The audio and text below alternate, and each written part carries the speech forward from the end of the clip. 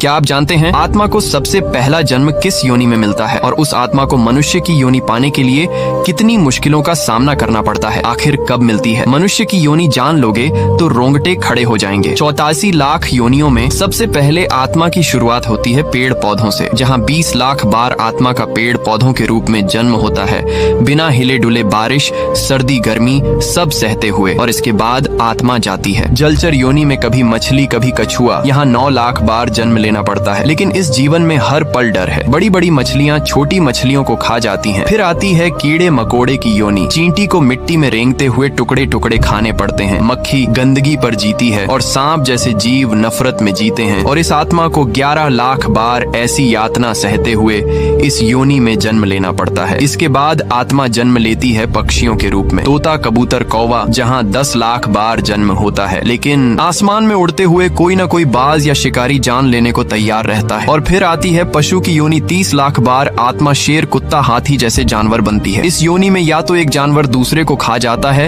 या फिर इंसान उन्हें मार देते हैं। हर पल अस्तित्व की लड़ाई होती है। इतनी लंबी और दर्दनाक यात्रा के बाद आत्मा को मिलता है गाय का जन्म। गाय का जीवन पुण्य से भरा माना जाता है और इसे बहुत ऊंचा दर्जा दिया जाता है। और गाय के इस जन्म के बाद मिलता है आत्मा को मनुष्य का जन्म। लेकिन यहाँ पर भी सीधा ब्राह्मण नहीं, पहले शूद्र, फिर वैश्य, फिर क्षत्रिय और अंत में मनुष्य की 4 लाख योनियों की तपस्या के बाद ब्राह्मण योनि मिलती है। इसलिए अगर मनुष्य का शरीर मिल गया है तो इसे ऐसे मत गवाओ, अच्छे कर्म करो।